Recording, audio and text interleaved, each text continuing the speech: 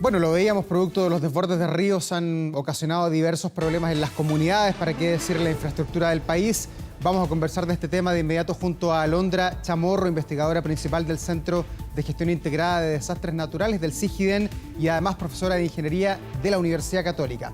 ¿Cómo está, Alondra? Bienvenida. Gracias, Taor, bien. Bueno, lo primero es de toda esta emergencia, ya vamos para el cuarto día, ¿qué es lo que más le ha sorprendido a usted que se dedica a investigar estos temas? A ver, efectivamente es un evento bastante extremo respecto a lo que hemos tenido en otras ocasiones, pero es algo que se había previsto y se había advertido, dado lo que se había observado también en otros países, que tiene que ver justamente con el cambio global. Y eso, obviamente, las consecuencias van a depender demasiado cómo es el evento, pero también nuestras características propias como país. ¿Y cuánto de la naturaleza se puede prever, se puede proyectar? Aquí sabíamos que venía un frente muy fuerte. ¿Tiene hoy día el instrumental para tener, por ejemplo, las proyecciones adecuadas de dónde se van a activar las quebradas, cuál es el río que va a crecer, por dónde van a penetrar las ciudades, o eso siempre es algo de incertidumbre? O sea, yo diría que, a ver, ante todo, esto no es una decisión de corto plazo. En el fondo, la preparación es cuando ya llega la emergencia. Pero lo que tenemos que actuar, y ahí hay un llamado, algo muy importante, es invertir en resiliencia. Es decir, tenemos que empezar a mirar las cosas de otra forma, y en particular el diseño de puentes o de otra infraestructura vial, es poder empezar a mirar en proyecciones futuras, más que solamente el dato histórico. Ya, pero hoy día estamos quedando cortos, ¿no? Yo estaba ayer en el cajón del Maipo y yo decía, bueno, en esta parte falta el enrocado, y me decía la gente del MOB, no, si acá hay enrocado, se hizo el año pasado, pero el río superó el enrocado, o sea, las proyecciones quedaron cortas. ¿Eso es lo que está pasando en Chile? Exactamente, lo que pasa es que en general el diseño se hace con datos históricos y hoy en día ya está siendo incorporado en otros países la proyección futura, dado estos nuevos eventos, porque ha cambiado el patrón, no solamente en términos de intensidad de precipitación, sino que también sequías extendidas, y eso produce mayor erosión. Ya, pero quizás también ha habido un error desde el punto de vista de la ciencia, que ha hablado mucho de que somos un país que está cambiando de clima, que tenemos mega sequía 15 años y que somos ahora un país de clima árido. Quizás ha habido un error también allí en la comunicación. Yo creo que puede ser de comunicación, pero hemos trabajado un buen tiempo y acá hay un tema de recursos. O sea, a ver, solo para ponerlo en contexto, hoy en día para invertir en infraestructura se evalúan los proyectos bajo el Sistema Nacional de Inversiones.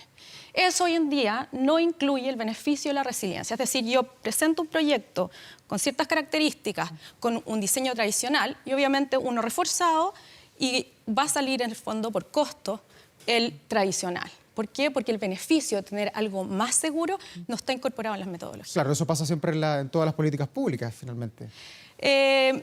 No me atrevería a decir que en todas, pero el esfuerzo tiene que ser enfático en invertir no solamente en reforzar lo que tenemos, en mejorar los diseños, y ahí se requiere conocimiento. ¿Y allí quién, a su juicio, está fallando? Porque nos quedamos cortos, lo hemos visto, en el aeropuerto, en los puertos, que ahora Perú nos va a ganar con el puerto de Chacay, no tenemos puerto acá en Chile, un puerto grande.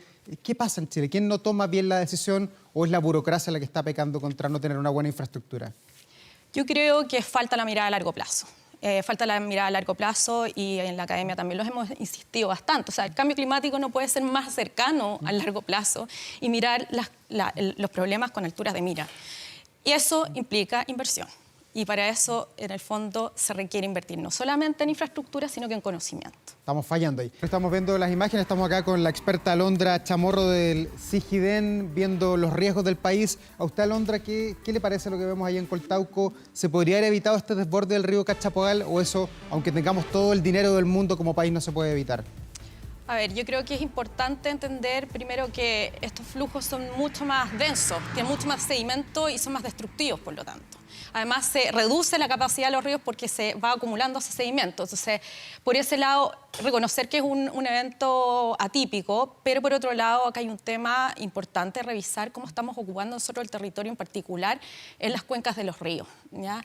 Y ahí hay asentamientos informales, no quiere decir que en este caso lo sea, pero en el fondo eso tenemos que revisar y tiene que haber ahí regulación al respecto. Y ahí falta más mano dura, porque lo hemos visto, lo vemos ahora con los ríos, para qué decir cuando hay incendios en Valparaíso, que volvemos a ver el riesgo, pero después como que se va la lupa, se va el foco y todo vuelve a la normalidad. Bueno, lo que hablamos mucho en el mundo de desastres es la memoria histórica del desastre. Es exactamente lo mismo que pasó para el maremoto o el tsunami del 2010.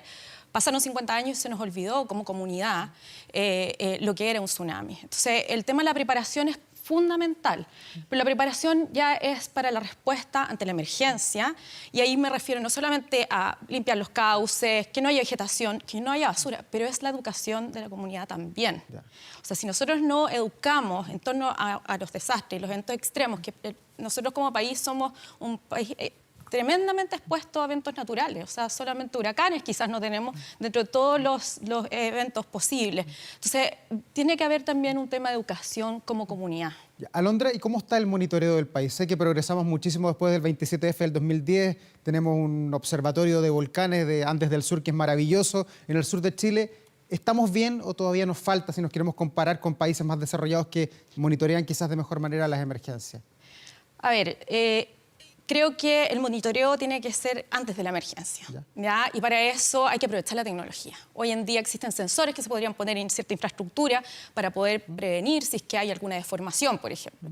Eso está bastante incipiente todavía en poder monitorear mejor de manera automatizada la infraestructura. Y el otro tema que es importante es también, bueno, cuáles son las acciones que se toman cuando uno ya identifica que hay una falla o un deterioro importante. Y eso es bastante lento también. Pero para entender bien, por ejemplo, ¿qué tiene hoy día Estados Unidos o Australia, que son países que también enfrentan catástrofes, y qué no tenemos en Chile, qué nos faltaría? Para infraestructura nueva, revisar los diseños en cuanto al tema hidráulico. Porque sísmico tenemos y hemos aprendido con cada evento también, hemos ido mejorando las normas. Creo que hay que revisar de mejor manera cómo estamos diseñando.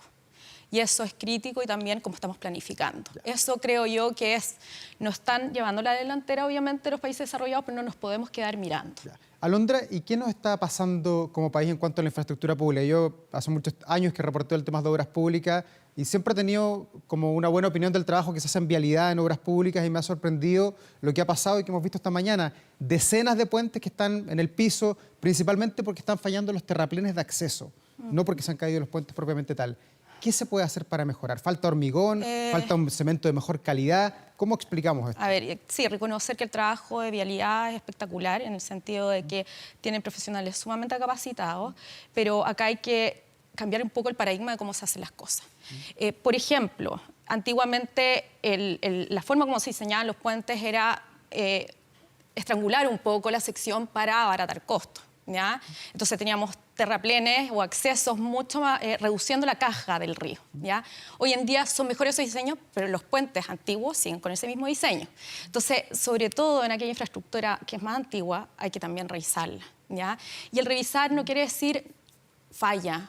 O sea, si existe un deterioro previo, por ejemplo, se acelera con estos eventos, la socavación de los pilares, eso también es una probabilidad de que haya una falla en el sistema. Ya, pero tenemos que invertir quizás no tanto en puentes que sean planos, así como esta hoja, sino que ir hacia los puentes curvos que de alguna manera puedan soportar o hubieran soportado mejor quizás los desbordes de los ríos que hemos visto haciendo noticias en las últimas horas, ¿o no? No sé si la forma de la sección del puente es el problema. Yo creo que ahí tiene que ver con cómo pensamos la longitud y el galivo, en el fondo la altura del puente al momento de diseñarlo. En el fondo, en este minuto nos estamos quedando cortos, ¿ya? Y en especial en aquellos puentes más antiguos. ¿Y es un problema de plata? De recursos, o sea, de recursos y, como decía, de conocimiento, en el sentido de que nuestras normativas hay que actualizarlas. Y respecto a los aluviones, hoy día tenemos un buen mapa de riesgo. Yo ayer lo veía en el Cajón del Maipo, estábamos todos como monitoreando que se activaran las mismas quebradas que se habían activado el 2017 y el 2021, y la sorpresa no llegó por ahí, llegó por otro lado, que fue por el mismo río. Bueno, pero vemos también casos como el puente Mecano que se instaló cuando fue el aluvión en San Alfonso, que ahora está fallando. Entonces, ¿por qué hay un puente Mecano aún ahí? Los procesos son muy lentos en términos de infraestructura. Claro, y de burocracia, porque el puente Mecano lleva 6 años. Exactamente, o sea, desde el 2017, pero la solución de emergencia no puede ser la definitiva. Y ahí fallamos en cómo estamos invirtiendo, y la decisión de inversión es también el problema, es la traba. Gracias, Óscar, por este reporte. Estamos acá en el estudio con Alondra Chamorro del CIGIDEN, también profesora de la Universidad Católica, y me nace preguntarle de inmediato al ver estas imágenes, ¿nos acostumbramos a que el Salto del Laja vuelve a su escenario normal con este velo tan bonito o esto es por el fin de semana nomás? ¿Qué dice usted? Bueno, no tengo una bola de cristal, Ajá. pero en el fondo lo que se ha demostrado a nivel mundial que los patrones cambiaron. No es que vayamos a tener para siempre este tipo de precipitaciones, van a tener seguir habiendo sequías. Ya. Pero vamos a pasar de un escenario de que esto se activa y probablemente a lo mejor durante 2 años lo vamos a tener seco y se vuelve a activar. O posiblemente puede ser que en el verano tengamos algo así, que es lo que habíamos estado viendo previamente, eran episodios extremos de precipitación con isoterma alta en verano. Y ahora lo estamos viendo en invierno, por lo tanto la precipitación tiene una mayor intensidad. Ya. ¿Y qué puede proyectar usted para este invierno? Creo que comenzó esta semana, el 21 de junio comenzó el invierno y mire cómo debutamos. ¿Se viene el año del niño fuerte, como han dicho y proyectado algunos expertos, o no? O sea, todo hace ver que vamos a tener un invierno anómalo respecto a lo que teníamos antes, pero ahí está, en el fondo, qué hacemos en el periodo en que podemos ir a prevenir. Entonces, acá algo crítico es, en cuanto se pueda, es ir a ocultar, ir a revisar la infraestructura para ver cuán bien quedó, porque ahora estamos viendo fallas, que es el extremo del deterioro, pero hay mucha infraestructura que no estamos viendo que está dañada, que si viene otro evento puede fallar. Ya. Alondra, ¿y cómo evalúa usted el comportamiento o la forma en que están monitoreando y realizando las emergencias Senapred? La ex Oficina Nacional de Emergencia, que cambió de nombre, se llama Senapred. ¿Está haciendo una buena comunicación o no? A ver, creo que era necesario hacer el cambio de pasar primero del concepto de emergencia, ONEMI, era una oficina enfocada a la emergencia, a lo que es un servicio que es mayor en la prevención, en el fondo, en el desastre, en el fondo. Y eso creo que es positivo. También nos pasa que justamente estamos en una fase de cambio en la orgánica de la institución y también en el fondo en cómo se hacen las cosas. Yo creo que en este minuto se ha comunicado todo lo que se tiene que comunicar y lo importante es en el fondo en qué vamos a hacer de aquí para adelante para mejorar lo que estamos haciendo. Ya, pero ahí en el Senapred faltan más recursos también y sobre todo recurso humano, porque uno ve de pronto que se activan emergencias en regiones, en ciudades y hay a veces un funcionario a cargo de la emergencia. O sea, creo que tiene que haber una articulación mejor entre lo que es Senapred, los ministerios técnicos como el MOB, pero también una articulación con la academia. Acá hay conocimiento que se tiene, trabajamos en conjunto, pero eso no necesariamente termina en cambios importantes. Entonces, creo que esto, al igual que lo que ha pasado en otros eventos, va a servir de aprendizaje, pero no nos podemos quedar con el aprendizaje, solamente hay que actuar. Ya. Y después de ver la magnitud de esta emergencia, ya más de 300 milímetros en buena parte del país, ¿cómo evalúa usted el comportamiento de nosotros, de la sociedad, de los chilenos? Yo siento que después del 27F del 2010, como que todos nos alertamos que venía un terremoto, juntamos un bidoncito de agua, teníamos linterna, radio, alimento. ¿Nos hemos ido relajando con el paso del tiempo, no? A ver, es que la preparación es bien distinta dependiendo del tipo de evento. Y acá yo creo que tenemos que concientizar a la comunidad y ahí el tema de la preparación. No solamente en la emergencia, sino que qué estamos haciendo nosotros como sociedad en la ocupación de las cuencas. ¿Qué estamos haciendo nosotros como sociedad? Por ejemplo, el manejo de basura. El uso de ripio o extracción de áridos, agua arriba de un puente, por ejemplo, eso genera daño futuro. Entonces, como sociedad, como individuos, pero también como sectores productivos tenemos que tener las alertas que corresponden. Ya, pero nos falta tener mayor preparación quizás en la casa. Yo creo que educación. Hemos sido medios porfiados. Yo he visto los llamados a evacuar y de repente uno dice, no, yo me quedo acá. Muchos de ellos por seguridad, porque sienten que le van a robar la casa, además. Efectivamente, pero bueno, ya se ha demostrado que al final cuando ya se ve que el riesgo es vital, se recurre a la evacuación y quizás, lamentablemente en algunos casos, demasiado tarde. Oiga, y lo que usted decía respecto a la extracción de áridos, ¿qué tan dañinos para la cuenca de un río cuando se le sacan estos áridos aguas arriba, en la zona precordillerana muchas veces, y además demasiadas veces por empresas que son ilegales? A ver, lo que pasa es que cualquier intervención que se haga al lecho cambia su forma de cómo se comporta, cambia como, la hidráulica que en el fondo fue diseñado. ¿Qué es la hidráulica? O sea, en el fondo, el cómo fluye el agua, para ser más sencilla, cómo fluye el agua por ese río. Entonces, si es que yo tengo, por ejemplo, un lecho recubierto, que es lo que pasa en zonas urbanas, el río fluye de manera mucho más constante y más expedita en el fondo. Cuando yo tengo irregularidades en el lecho, eso genera cambios en las velocidades, genera turbulencia y eso obviamente acelera los procesos erosivos y de socavación. Entonces, si es que se extraen áridos, de partida se genera una irregularidad en el lecho, pero por otro lado también se generan condiciones distintas a las cuales fue diseñada la infraestructura. Donde se ven los estragos, donde las secciones, por ejemplo, donde están los puentes, donde se reduce la caja del puente y con eso se acelera el flujo, que si además le sumamos los escombros, la basura, eso genera en el fondo una situación crítica. Y en ese tema hay opacidad en el país. Anoche escuchábamos al presidente Boric que decía que iba a mandatar al Ministerio de Obras Públicas que por favor no contrate más a empresas que tengan algún atisbo de ser irregulares en extracción de árido. O sea, creo que las leyes son para cumplirlas, pero creo que es importante tener presente nosotros como sociedad de los mismos daños que nosotros generamos como individuos. Entonces, esa es la clave. O sea, no podemos esperar a que nos sancionen para dejar de hacer lo que no se debería estar haciendo. Y cuando uno saca árido, un par de toneladas, porque estamos hablando de volúmenes grandes, ¿el río se recupera o no? Porque también uno escucha eso, no sé si es mito urbano o no, que no, si le sacamos tierra y después el río se recupera solo. Pero el proceso es mucho más lento. Ya. Que puede ser de años, además. Definitivamente.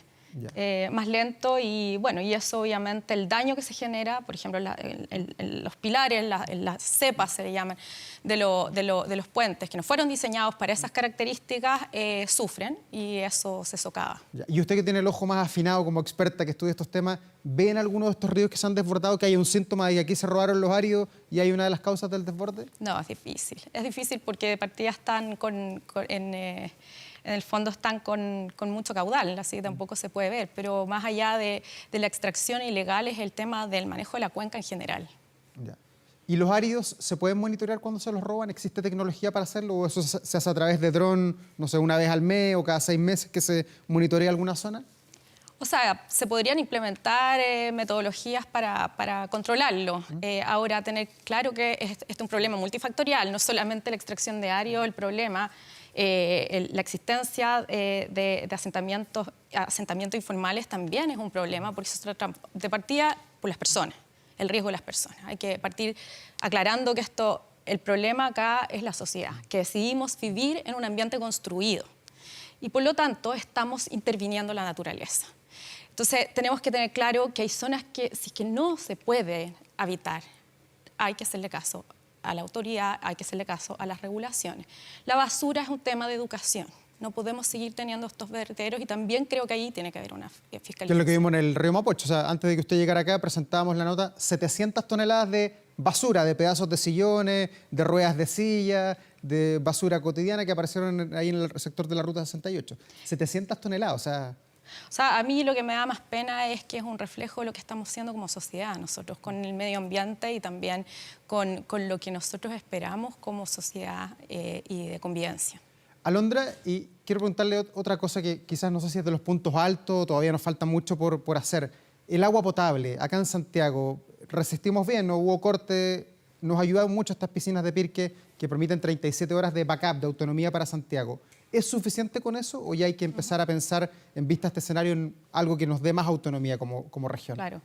A ver, quisiera ahí abordar el concepto de la resiliencia, que tiene que ver, en el caso de la infraestructura, nuestra capacidad no solamente de recuperarnos después de un evento, sino que también cómo absorbemos ese evento y cómo nos preparamos para ese evento. Entonces, entendiendo el concepto de resiliencia de esa forma, lo que pasó en el caso puntual de Aguas Andinas y lo que ha pasado con el abastecimiento de agua potable acá en Santiago, es un muy buen ejemplo de lo que es la mitigación.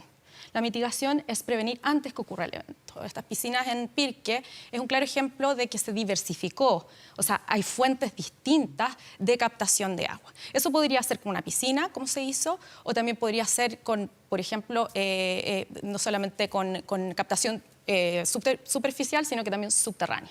Entonces, hay distintos mecanismos que se utilizan a nivel mundial, pero no podemos depender de una sola fuente, y en particular si sabemos que tenemos estos problemas. Entonces, creo que es un muy buen ejemplo de mitigación lo que se está haciendo en el tema de agua potable, pero claramente, y escuché ayer hablar al gerente de operaciones de Agua Andina, tenemos que seguir estando alerta, porque la capacidad de los estanques todavía no se ha recuperado. O sea, bien, pero tenemos que diversificar. Sí, y ahí lo que escuché, entiendo, es que se está evaluando el proyecto conectar directamente para caso de emergencia el embalse del Yeso con la planta de las Vizcachas. Alondra Chamorro, muchas gracias por estar aquí, investigadora del CIGIDEN. Ha sido muy ilustrativo conversar con usted.